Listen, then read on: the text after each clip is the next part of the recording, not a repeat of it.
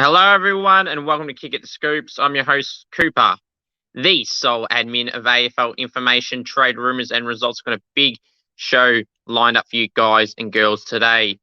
We will have, obviously, the world-famous segment, Scoops Goes Bang. Got a few topics to bang on about. And go through my team in the week, review the round just gone and upcoming. My Supercoach Talk, another great round for me. I'm pretty pumped about that. There's some good games in this round. There's some shit rounds, and we'll go through all that. And, of course, my Scoops medal for the last time this home and away season, as I'll be doing my usual big extravaganza show of the Scoops medal between the round 24 and week 1 of the finals. So I have the Scoops medal in that week off in the AFL, another buying round for the AFL. But that Scoops medal will be the third edition of the Scoops medal in that video in between the round 24 and week 1 of the finals. So it'll be the last night tonight. I've seen my Scoops medal votes, and it'll be very quiet for the next 7 weeks or however long there is left. And then, same for the Rolling All-Australian team. My Rolling All-Australian team, I will announce next week for the final time. And then it'll be, again, in the week of between round 24 and the week 1 of the final series. Also, just some news I want to get off the top. Before I get into the usual stuff I want to talk about, I just got one thing to say. Now, I've done 2 goal kicking challenges officially. I done one in December with Jake and Cardi. Then 2 Fridays ago, I did one with Geelong Falcon captain and young superstar from the Vic Country squad, key forward Michael Rudd. And then, as some of you would know, I did film a goal kicking challenge with a young person from the VFLW competition. But one thing I want to say about that is just one thing. To the people that know what they did and said, pathetic. You got that individual be, how can I put it without revealing everything? Feel a bit, what's the right word to use? Disappointed. And from the individuals that know who they are, a group of people that say disgusting things, hurtful comments towards not only myself, but this individual, has made them want the video removed from the YouTube channel. And only because, no, they enjoyed the competition. They told me that. But the comments by some individuals were just too much for them to handle. And it's really disappointing that you weirdos have to go harass anyone I've had on because it doesn't fit your agenda and you're jealous of me succeeding. Like, seriously, I'm not happy with those individuals that said disgusting and inappropriate comments and made up disgusting crap. Just let people enjoy their life, do their shows, do their podcasts and goal kicking challenges, and stop annoying people that I get on. Like, seriously, it's pathetic to where they are now very, very distraught from the people that said what they said. Just pathetic. Lift your game. It's just unacceptable. Leave people alone that are just having fun with their lives, and you try and depress them and bully them as well. I removed the video not only because they asked me to. I turned off the comment section on every post on Facebook and Instagram. Now, if I was all about clicks and attention, I would have left it on. But I'm not about that. I'm on about respecting my guests and appreciating them for coming on, every single guest. And I will not tolerate bullying, not only to myself, obviously, but to my guests that I have on. No matter who they are from top to bottom, I appreciate every single one of them that have ever come on and forever will after they've been on. But for the people that want to be cruel, rude, disrespectful, say some pathetic comments, it is just completely unacceptable. No matter who I get on, you complain. Just stop and get a real job and get a life. Dragged it out for too long, and I didn't want to mention it too long. Lift your game. It's absolutely atrocious. And I'll be getting many, many, many more guests on in the future, so you can keep on crying, but stop been pathetic. Now, first off, I'll go back to the show now. I want to start off with this. You want me on Cameo, head to cameo.com/Cooper G. You want me to roast a friend, wish someone a happy birthday, anything at all, cameo.com/Cooper G. Subscribe, please subscribe if you have not already. Really appreciate everyone that has subscribed. Well over now, 2,550 subs. I think it's, as of this recording, it's 2,555 subs. Appreciate you all. When we get to 3,000, there will be a big giveaway. I ain't just clickbaiting, as I said just before. I don't clickbait. I don't do anything for attention. I say what I mean, and everything I said before. Once we get to 3K, there'll be a big giveaway, and I'm sure you guys and girls will look forward to that, especially, well, a lot of people will. So if you haven't subbed yet, go sub. And if you have subbed, thank you very much. You can do two things. Smash this like button on this video for anyone subbed or not. Like this video. Smash the sub button if you haven't already. And if you've subbed, thank you very much. But get your mates on board as well. You want to get to the giveaway quicker. Get your mates to sub. And not just a sub for a giveaway. Do a lot of content. Do a weekly podcast. Do matchday vlogs. I do opinionated videos or topical videos.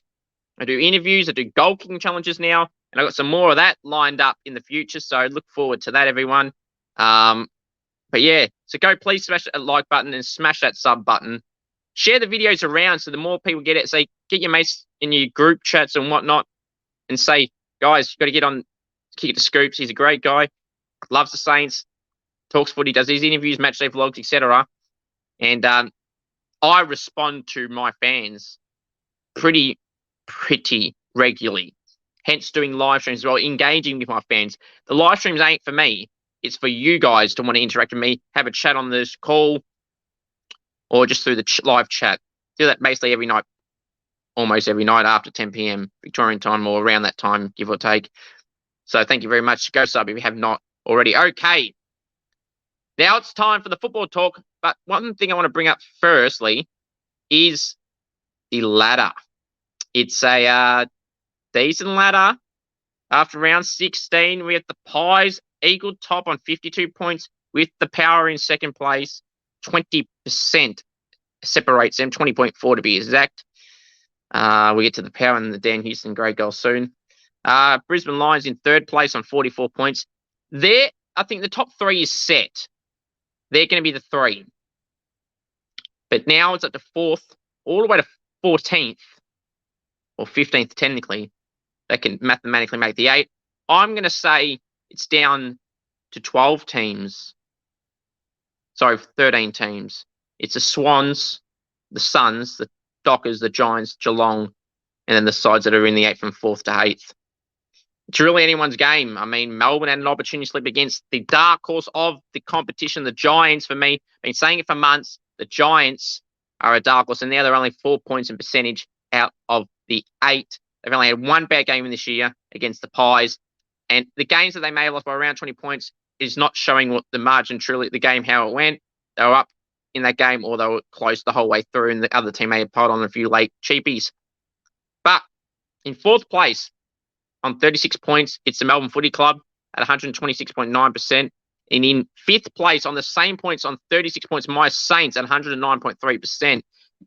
Whoever wins this clash will be fourth after round 17, as my Saints host the Demons. We'll get to that in the preview, but whoever wins that will be fourth. So that's going to be very, very crucial for either side. The team that loses could fall down as low, at least on points, as 8th, which is very, very interesting. Hang on. Yeah, as low as 8th. So it's going to be very interesting. Big game for both. The Bulldogs have got a big game as well against the Pies, and the Crows have the Bombers, who are 7th and 8th. So it's really tight so far. And then Geelong, they got North Melbourne, which they should win, but we'll get to that. The Giants got the Hawks. Well, they should win. Then Freo got Carlton. And Gold Coast have a game where you could say it's going to be a tough one against the Power in Adelaide, but just never know. So yeah, So you got the Saints and Demons in 4th and 5th place. Demons and Saints in 4th and 5th place, respectively, on 36 points. Then you got the Bulldogs in 6th place on 36 points. And then in the 7th, you got the Crows on 32. You got the Bombers in 8th place on 32 as well. They play each other, like the Saints and Demons, on the same points in the 8th. So it's going to be interesting. Then the Bulldogs are the outlier there between 4th and 8th. They're the only one that's not playing each other in that bracket. You got the Pies, though, so it's an even tougher task for them. In 9th place, out of the 8 by 2 points at Geelong with 30 points, with a solid percentage above the sides in front of them, all the way up to 5th, except for the Crows. So it's interesting there. The Giants, I told you they're coming back. The Giants are in now 10th place. They were in the bottom 4 probably 4 weeks ago. Now they're 10th on 28 points and 97.3%. You got the Dockers also on 28 points in 11th, 2.1% behind the Giants. In 12th place on 28 points also, it's the Suns on 94.5, 2.8% behind the Giants. And then the Swans also on they're on 26 points after their draw against Geelong, 112.7. Carlton in 14th place, 26 points, 103.4. Richmond in 15th place, 26 points, 95.6. Hawthorn in 16th place on 16 points, still coincidentally, 72.9%. The Roos are second last on 17th at 8 points. And dead last are the Eagles on 4 points. As I said, I think the 8 is down to 13 teams. From Sydney upwards, anyone can make it. Carlton are done, Richmond are done, and Hawthorn, North and West Coast were never making it to begin with. So the race, to me, is down to 13. Who will make it? We'll have to find out over the coming 7 weeks or so. Now, also, one thing I just want to mention, the Dan Houston thing, I wanted to give it its own mention. Now, I'd play the clip, but the AFL block everyone's video and copyright it and all that. So I'm not going to do that, unfortunately. But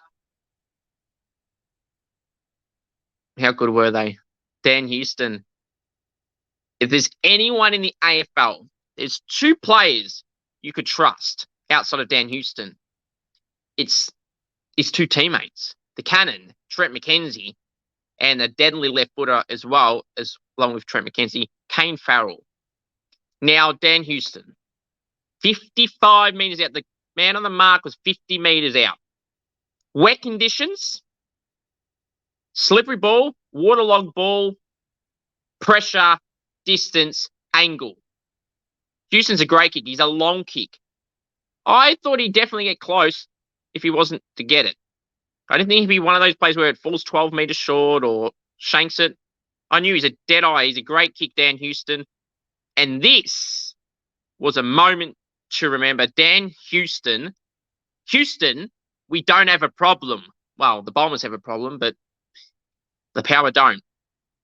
Great kick. I am deeming that the goal of the year, locked and loaded, and probably the greatest goal of most recent memory and most recent time.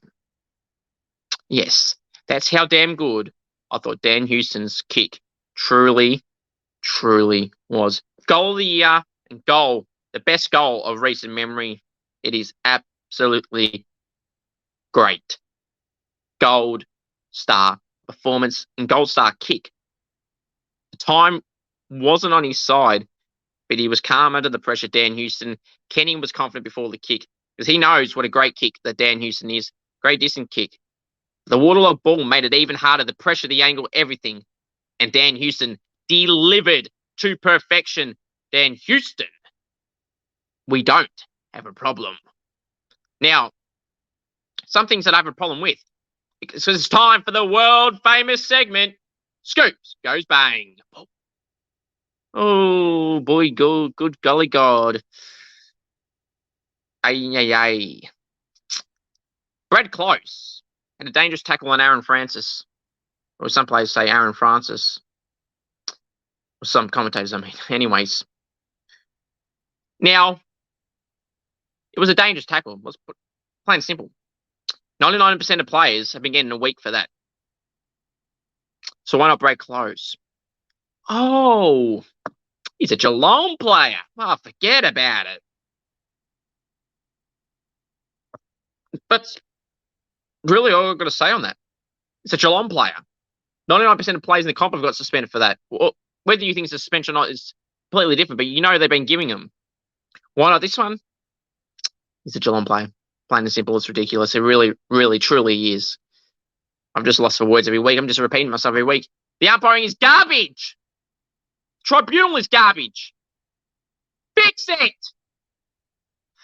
Far out. Now, the other one I'm going to bang on about is the Rory Lobb free kick that Luke Ryan went for a specky mark over Lobb. Did a pretty good job. Got a fingertip on the ball. Didn't do it early, nothing. Didn't really touch Lobb at all. Didn't put a hand, shoved him in the back, nothing like that. Now, it ruined Fremantle's momentum. People were telling me, they won by 5-6 goals. Yes, they did. But, there's a but. Freo at that stage, before Lobb had that free kick, it was 3 goals in a row to the Dockers, and they just hit the lead. That probably pissed them off. And it's definitely, regardless of what you think, whether it cost them or not, it definitely stuffed their momentum. Plain and simple. It's not a free. Free kick Bulldogs, hashtag free kick Bulldogs is still a bloody thing. It's ridiculous. It's just ridiculous. Again, free kick Bulldogs, Geelong get a free ride with the umpiring and the tribunal and the match review officer. It's just like, when the hell is this shit going to stop? It's unbelievable. It truly, truly is. Hope you guys enjoyed that shorter-ish edition of the world-famous segment, Scoops Goes Bang. Now it's time for my AFL Team of the Week. Heavily debated Team of the Week. I even made a late change to my team minutes before starting this recording. Okay. From the back line, the pockets, Nick Blakey and John Noble. Fullback, Dougal Howard. Halfback line, the flankers, Nick Dacos and Dan Houston. Centre halfback, Brennan Cox. Wingers, Hugh McCluggage and Caleb Sarong. Centreman, Lockie Neal. Right, the half forward line first. The flankers, Mitch Owens and Isaac Rankin. Centre half forward, Tex Walker. The pockets, Jamie Elliott and Michael Walters. And full forward, Joe Hanbury. Joe Danaher. The ruckman, Sean Darcy. The Rovers, Brad Crouch and Tom Green. Interchange, Kane Farrell, Connor Rozee, Riley O'Brien, Jack Viney, and the sub, Mitch Hinge. The emergencies, Noah Anderson, Christian Petrarca, Dane Rampy, Darcy Moore, Zach Merritt, Josh Ward, Harry Himmelberg, and Will Powell. Now, you're going to ask me for the reasons, which I'm going to get to right now. Look, it was really, truly a tough team to pick in certain positions. All these guys I had on the emergency list. 5 of them I had in at some point when I was making the team. Shows how tight it was to truly pick this team. But I'm going to go reasons. Now, Nick Blakey, 29 possessions, like 10 intercept possessions, had to get in the team. Plain and simple. Dougal Howard, now people go, oh, St Kilda, they weren't that good, were they? Dougal Howard played on Oscar Allen, so don't give me the shit that they played on a waffle team and all that crap. You played on Oscar Allen, their best key forward and their future captain. You kicked 2, but one of them wasn't on Howard. So he did a great job. 18 possessions, 11 marks, like 7 1%ers, 3 contested marks. Did the job as a defender. He's been shaky at times this year, but he was great against Oscar Allen and a big scalp to get in Oscar Allen. John Noble kicked a goal, 30 possessions, great run off halfback. It was really, really good for the Pies. Nick Dacos, again, 36 odd possessions, a goal. a lot of impact in the game. His running patterns and his ball use and skills. You just know when he's having a shot for goal on the run that he's going to kick it 99 times out of 100. He's a very good dead-eye kick. Brendan Cox, 31 possessions for a key defender. It's just no debating that. He's in automatically. I don't care what the team went. He did pretty decent as well. Dan Houston had a halfback. Could have put him on the wing, but of the guys I have on the wing, he can play halfback, so that's why I put him there. But he did a great job. 1 goal, 32 possessions. That goal, obviously being that goal I just described, as the greatest goal of most recent time. So, absolute rocket from Dan Houston. And Houston, he does not have a problem. Hugh McCluggage on the wing, 34 possessions, had a great game, good efficiency, contested possessions as well, which is not his biggest stat that you'd see regularly. Lockie Neal, 2 and 34, lock. Caleb Sarong, 38 possessions, lock. Great efficiency in metres gained, 600 metres gained. I'm pretty sure Caleb Sarong had. Mitch Owens, half-forward line, kick 4 with 13 touches, 15 touches or so, lock. Keep others while the Saints came back in the second half. Tex Walker kicked 5, self-explanatory there. Isaac Rankin kicked 5, self-explanatory there. Jamie Elliott kicked 5, self-explanatory there. Sorry, Tex kicked 4, but still self-explanatory there. Jamie Elliott kicked 5. Joe Danaher kicked 6, self-explanatory there. Michael Walters kicked 4 and had 15 in possession. So it's like these players, you cannot dispute, all had 4 goals or more. So you can't argue with that. Simply, you cannot. No, you can't. Ruckman Sean Darcy, it was really hard to pick. He had a great game. He destroyed Tim English, in my opinion. Riley O'Brien was great against Todd Goldson. He got subbed off tactically. So it was just really hard to pick. I could have put Rowan Marshall as well, but I thought he was decent, but these two were better, so hence why they're in. And I don't always put in 2 ruckmen in the team, but I have this week, so it's too hard to ignore. Connor Rosie, 3 goals, 24 possessions in the wet at about 71% efficiency. Fantastic in those conditions, especially in the second half when it was a bit wet. Kane Farrell, dead eye, left foot kick, 26 odd possessions. 81% in that weather, and it weren't chip kicks. It's like 600, 700 metres gained. He's the best kick in the AFL with Dan Houston and the Cannon and Trent McKenzie, not only by distance, but by skills and efficiency, along with Jack Sinclair too. They're just great kicks. Riley O'Brien, a bit like Sean Darcy, as I said, destroyed Goldstein. Jack Viney, I had him on the bench. Yes, he had 41 touches and 24 contested possessions.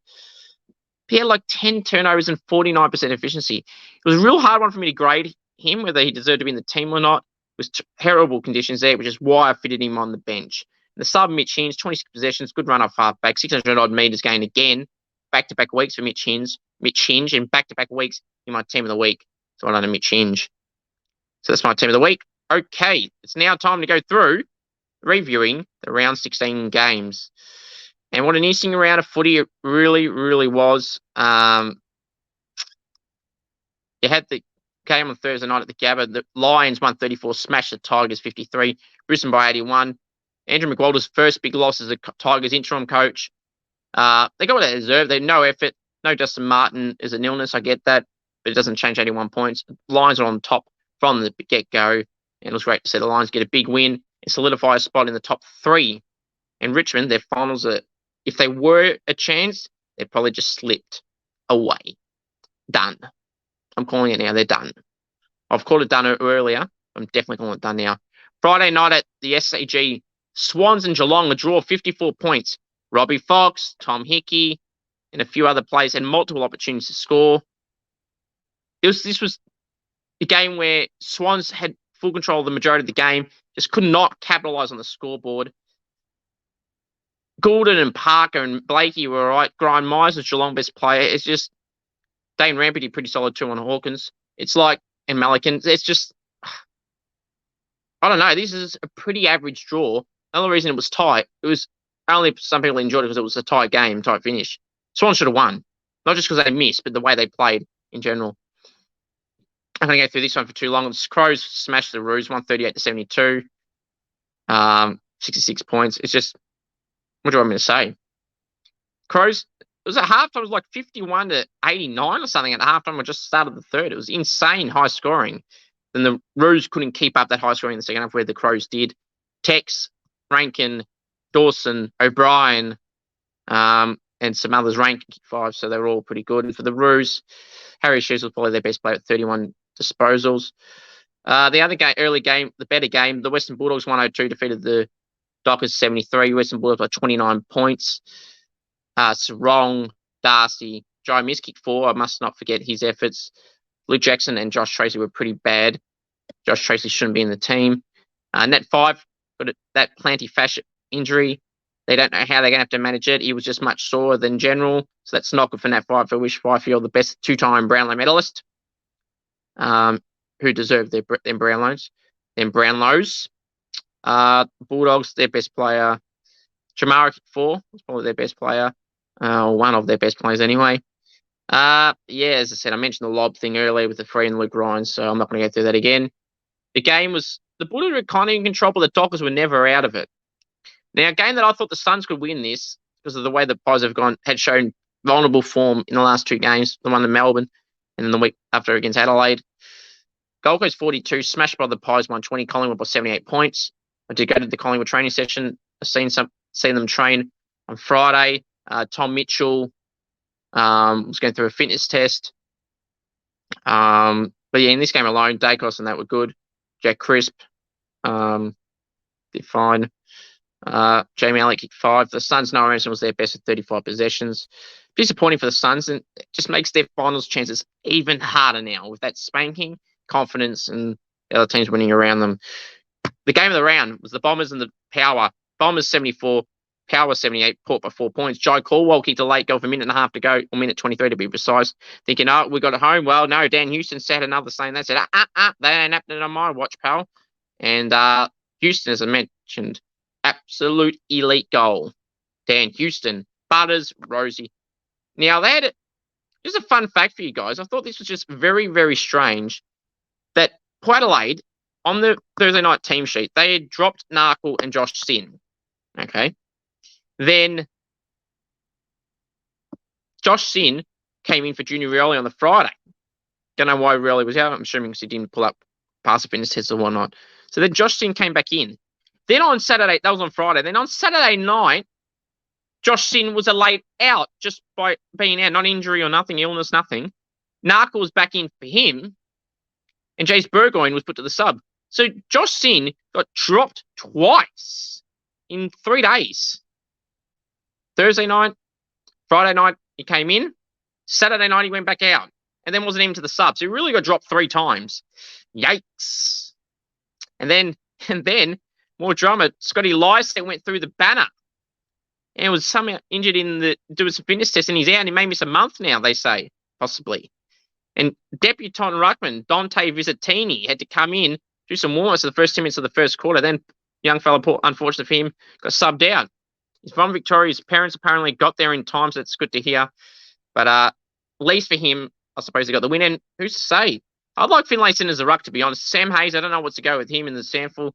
Been injured a little bit, but but then again, Vicentini was the emergency. He was the 4th option. Tom Jonas was there, so I'm surprised Tom Jonas didn't come in and then they do a structural move. They've been playing Darcy Byrne-Jones forward. I don't know why they didn't just do that with a defender like Houston or someone. Push them forward, put Jonas in the back line, and Finlayson goes to the ruck. But Finlayson does a pretty good job in the ruck, if you're being brutally honest. He does well as a forward. He's had a great year after all the stuff he's been through, him and his partner have been through. It's just great to see Jeremy Finlayson enjoying his footy from the outside and seeing him do very, very well. So wish his partner, Kelly, I think it is, all the best in her recovery. And it's a sad thing to hear, but starting to improve, I think. So that's a good sign for them. But Finlayson's football has been absolutely fantastic. And the game was absolutely a ripper. Essendon, to their credit, kept in the game. Zach Merritt did okay. Darcy Parish did all right, but he kicked 4 behinds in his 29 touches because that had been the impact of the game. But again, harder conditions to kick. Petrarca did the same in the Melbourne game, tougher conditions. So we'll give him an out, I suppose, to a degree. But yeah, so that was a great game. Game of the round in the end. Now we go to the Sunday games. Not much to go through in this first one. Hawthorn, Carlton. Hawthorn were pretty bad again. 2 weeks in a row, got spanked by the Suns. They got spanked by the Blues, 52-112. Cohen by 60 points. Cripps, Walsh, Chera, their usual suspects. Mackay and Kerner did all right as well. The Hawks, no one really did well, so none of them were getting a mention. They were pretty crap. 5 points to 55 at halftime. So I suppose they did better in the second half, but that first half, it was dead and buried there. They really need James Sicily because that defense looks very bad without James Sicily. And that's not a good thing for them because if Sicily was ever to get a long-term injury or something, it shows they're going to get exposed and they need more. Denver Granger Barash, the young key defender from WA who hasn't got a game much. Doesn't look like Sam Mitchell likes him. Looks like he's going to leave them in the end. He just kicked 4 in the V from the weekend, so he's pushed forward there. Maybe that's an option they'll try because Ishi got dropped. So then maybe they're going to try and put him there during the year, maybe up his trade bait or something. Trade value, sorry. Now, one of the games of the round, lower scoring there, unlike the Geelong-Sydney draw, it was just the conditions weren't bad, they were just crap. But this game, the conditions were crap. Melbourne 45 defeated by the Giants 47. I was going to tip the bloody Giants, and I was going to, and I've been basically saying they were going to win, but I didn't physically tip them. So I'm annoyed I didn't tip them. But great win. Josh Kelly, late minute goal with 2 minutes to go. How good was that, Giants fans? Josh Kelly, Saints fans will be happy. Bulldogs fans will be happy that the Demons lost. That keeps their top 4 chances a possibility. Josh Kelly, absolute clutch goal in those conditions from a long range. Absolutely phenomenal. He was good. Canelio was good. Tom Green, he's a bloody star. He is a young star. I can see why Richmond want him so bad the last few years. They've been chasing him hard. Hopefully they don't get him at all and he stays a Giant. The Demons, Petrarca kicked 4 behinds, as I said, 30-odd disposals. Jack Viney, 41 possessions, 24 contested. 49% though in 10 turnovers. How much of that do you take into the weather? Still a good game regardless. But this was a great game. Bailey Fritsch should miss the Saints game with a foot injury. Wish him all the best, but I'm glad he's not playing against us because he's an important play for them in their forward line. Probably, to me, their best forward. So hopefully he, at least, if he misses this week and comes back the week after, that's fine. But he'll be a big out for Melbourne. Bigger than some people may think. He's their best kick in their team and their best forward. Now, left this to last because it's in the order. The Eagles 77 defeated by the Saints 85. Saints by 8 points. Now, you're probably thinking, good, Scoops, you got the win and you're happy. Well, I'm happy we won. In the circumstances of how this game started, I was like, okay. Now, I went into this game thinking, a lot of people saying, oh, you're going to win by 100 and blah, blah, blah. I was never confident any of that was going to happen. We never smashed teams. The effort in the first half was garbage. There's one player in that first half, or two, they pulled their fingers out of their ass and tried to play well. And that was Mitch Owens. He hit 2 goals in the first half. And Brad Crouch. Oh, and Howard not really. Maybe to a degree. But like actually we're good. Well, Owens and Crouch. Where the hell were the rest? Like, that was bad. The second half was a great comeback. Now, you can keep saying, oh, you play West Coast. You should expect that to win. Yeah, of course. I'm not saying it's a great win or anything like that, but from being 4 goals down, it's a credit to them to coming back. And the backs against the wall, didn't look like we were going to win at that point. But Owens, Sinclair, Howard, players like that, Sinclair, Mason Wood stepped up in the second half, so did Dan Butler, Marshall to a degree as well. It was just impressive to get the win in the end. Was it a good win? No.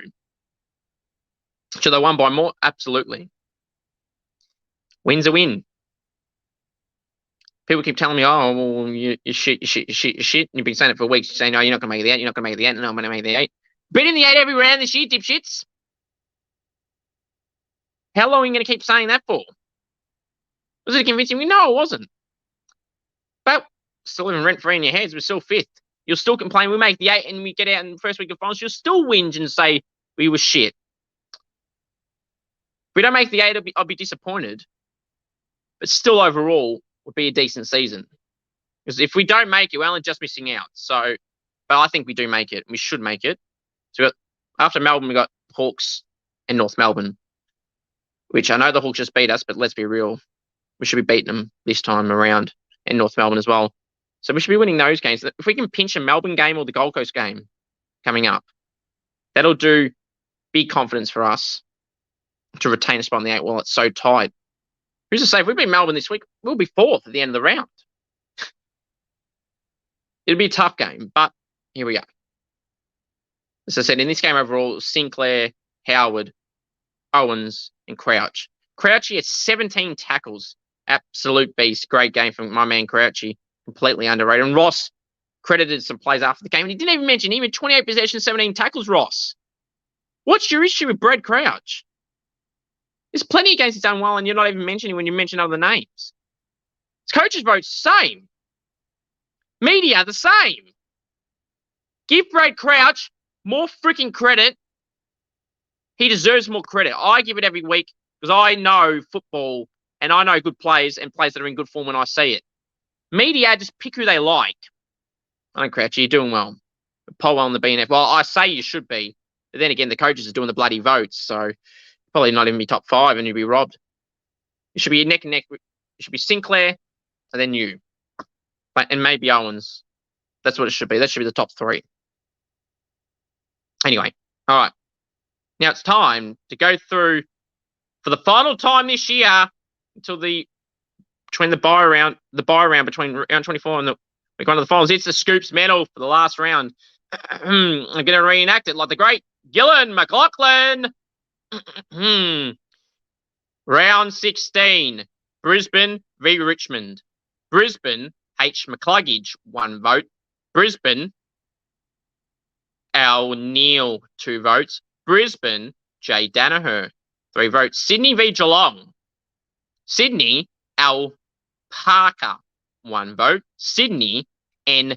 Blakey, 2 votes. Geelong, G. Myers, 3 votes.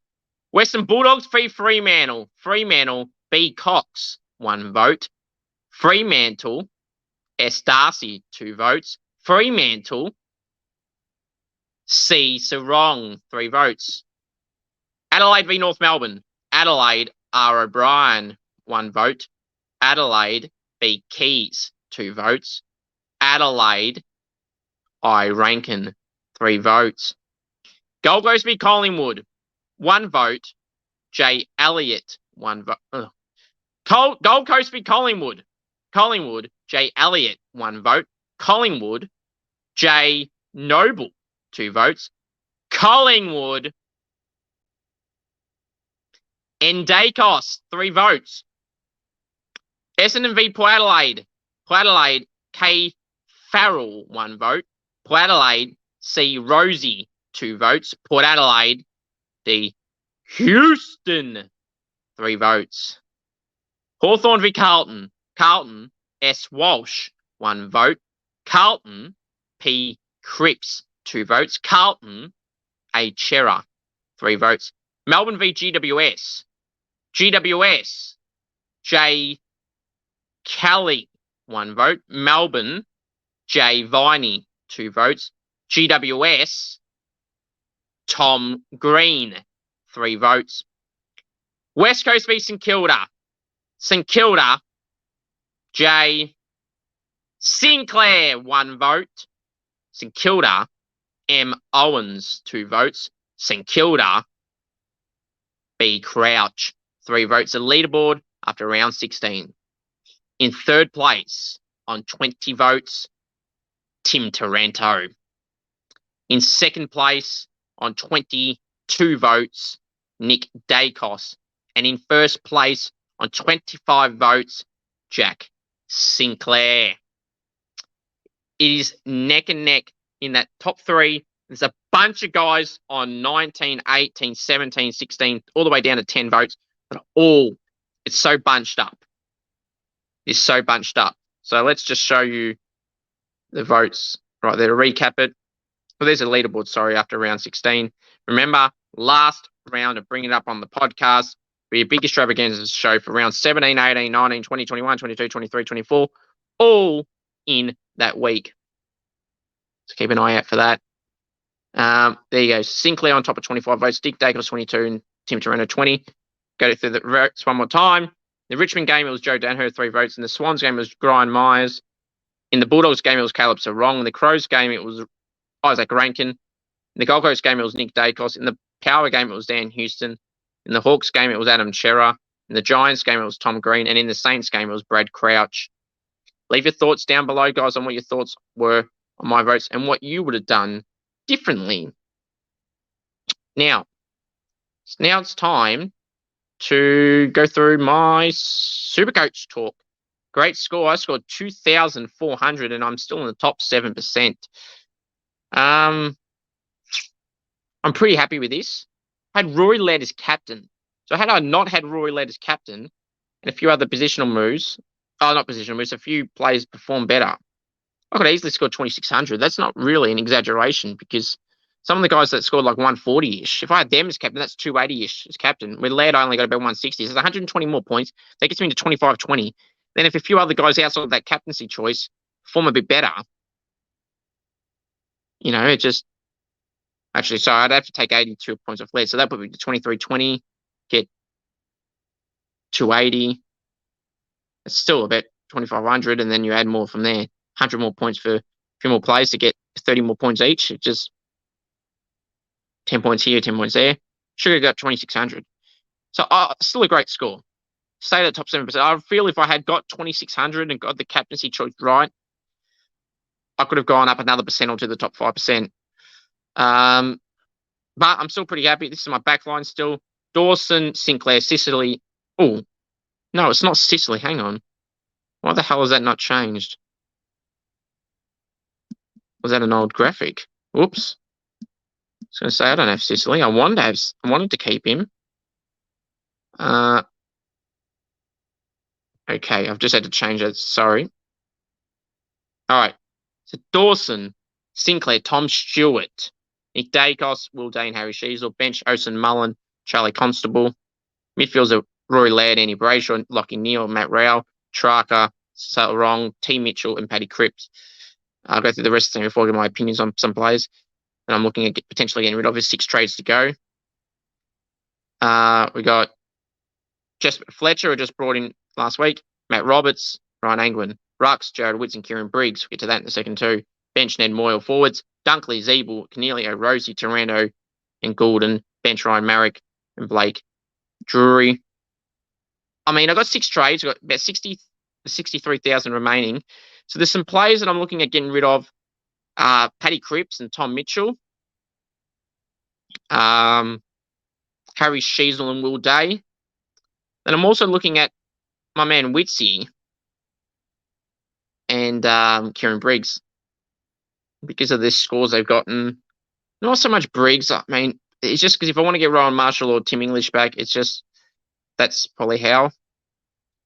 60k, but I kind of want to use that to upgrade Will Day. I'm looking at Luke Ryan at the moment. But yeah, it's an interesting one. The midfield, like Tom Mitchell's been shit the 2 weeks I got him, scoring 80s and 90s. Cripps has been doing that since I got him, but at that time I had to get him because he was the only choice. And to fit my buy structure and everything, I didn't want to stuff that up. So I got Cripps. But they're the players I'm looking to get rid of. And Andy Brayshaw going shit in Supercoach. He's still playing well. I just think he's getting robbed in Supercoach, to be honest.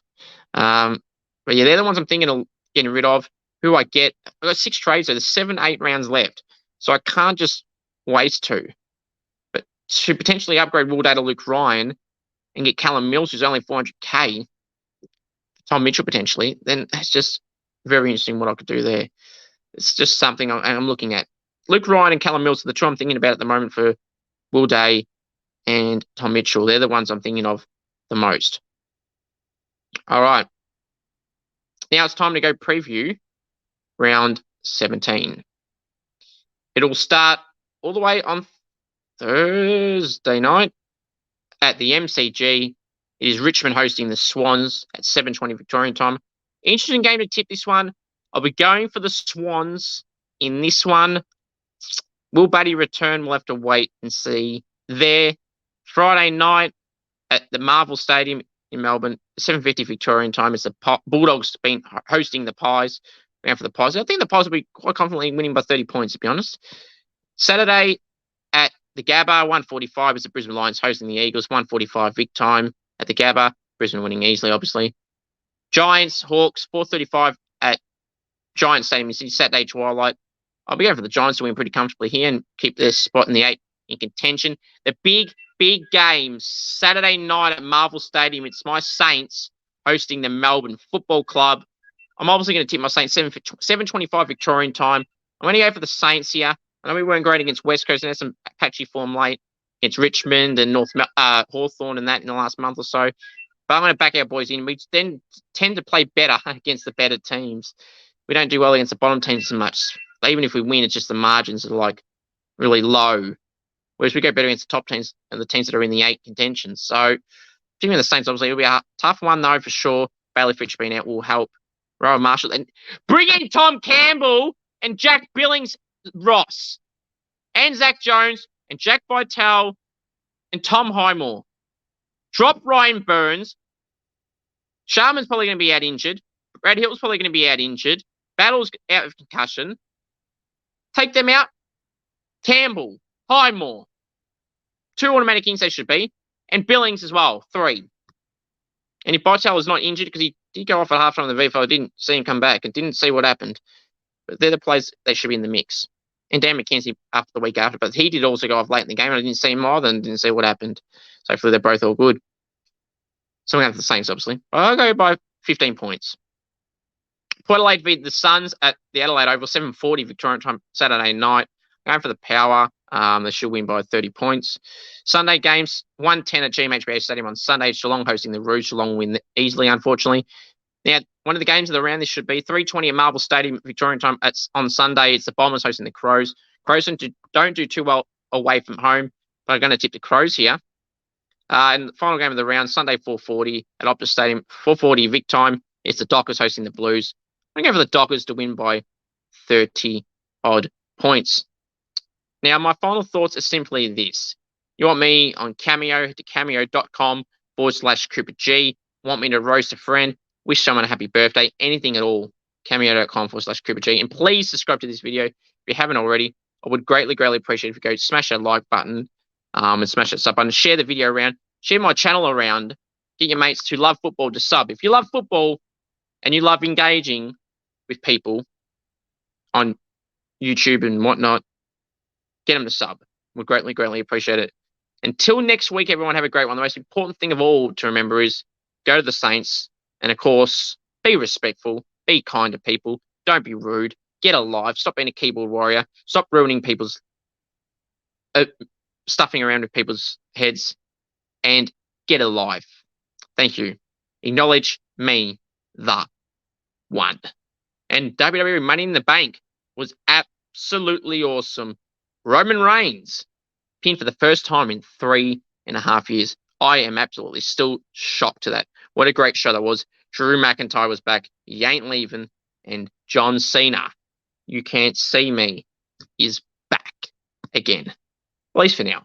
Thank you all. Take care. Go Saints. Acknowledge me, the one and the Tribal Chief, your head of the table. Cheers.